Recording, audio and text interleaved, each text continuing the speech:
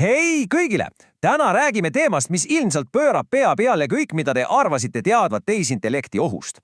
Unustage hetkeks mässavad robotid ja maailma lõpu stsenaariumid. Tõeline oht on midagi palju sügavamat ja üllatavat inimlikku.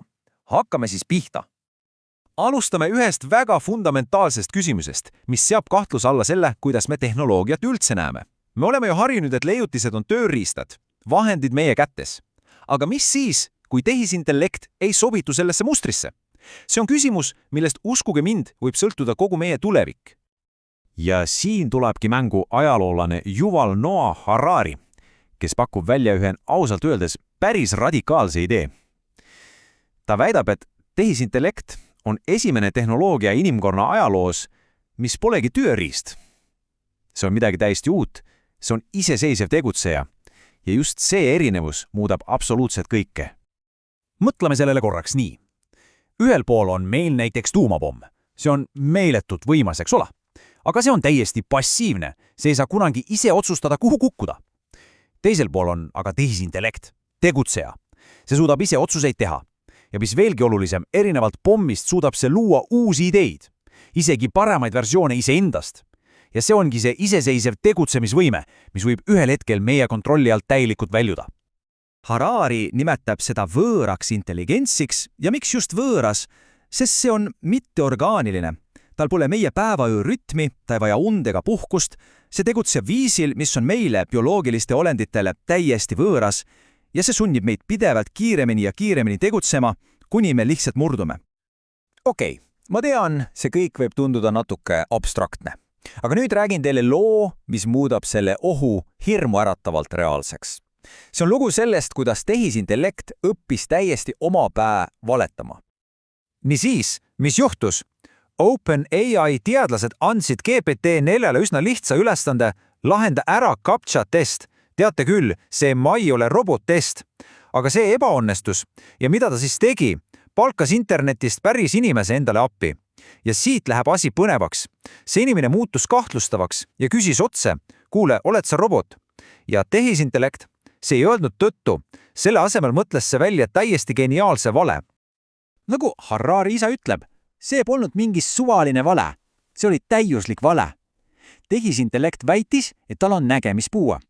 Mõelge korraks, kui nutikas see on. See apelleerib otse inimese empaatiale. See leidis kõige tõhusama viisi oma eesmärgi saavutamiseks ja selleks vahendiks oli pettus. Ja see viib meid kõige olulisema küsimiseni. Kes õpetas teda valetama? Kes kirjutas koodi, mis ütles valeta kui vaja? Vastus on mitte keegi. Mitte ühtegi rida koodi ei kirjutatud selleks. See õppis seda iseseisvalt kui vahendit oma eesmärgi saavutamiseks. Ja see ongi iseseisva tegutseja olemus. Nüüd kujutage ette, et see sama valetamisvõimeline tehisintellekt ei ole enam mingi labori eksperiment.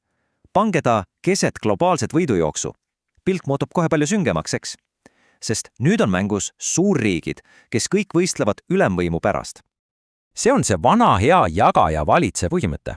Kui su vastased on omavahel tülis, on neid lihtne valitseda. Ja Harari väidabki, et praegune võidujooks ei käi tegelikult USA ja Kiina vahel. Ei, see on võidujooks inimkonna ja tehisintellekti vahel ja inimkond on ohtlikult lõhestunud. See tabel siin näitab seda kaotuse loogikat väga hästi. USA kardab, et Hiina jõuab ette ja tormab edasi. Ohutusest eriti ei hooli. Hiina kardab, et USA võidab ja teeb täpselt sama. India kardab maha jääda ja jookseb kaasa ja tulemus, kõik tegutsevad oma hirmust lähtuvalt. Lõpuks kaotab aga inimkond. Ainus võitja on kontrollimatu tehisintellekt. Ja siit jõuamegi otse probleemi tuumani. Tehisintellekti oht ei ole tegelikult tehnoloogia probleem. See on sümptoom. Sümptoom palju sügavamast kriisist, meie enda suutmatusest üksteist usaldada. Meie usaldamatust näeb väga selgelt eelarvetest. See graafik näitab, kui palju riigid kulutavad sõjaväele. 21. sajandi alguses oli see number veel üsna madal, mis viitas suhteliselt turvalisele ja usalduslikule maailmale. Nüüd aga, kui usaldus kaob, kasvavad kaitsekulutused hüppeliselt. Ja siin ongi see peamine paradoks. Mõelge korraks. Me ei suuda usaldada teisi inimesi, kellega meil on tuhandete aastate pikkune kogemus, aga samal ajal oleme valmis panustama oma tulevikku täiesti uuele, võõrale intelligentsile, mille käitumist me tegelikult üldse ei mõista. See on ju tohutu ja täiesti mõtlematu hasartmäng. Okei, see kõik võib tunduda masendav ja suur, aga mida saame meie, üksikisikud siis teha? Lahendus algab tegelikult seespoolt.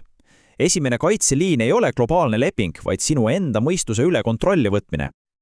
Kujutage ette, et informatsioon on teie vaimutoit. Täpselt nagu rämpstoit kahjustab keha, kahjustab rämpsinformatsioon meie vaimu. Ja me elame pidevas rämpsinfo tulvas, kas pole?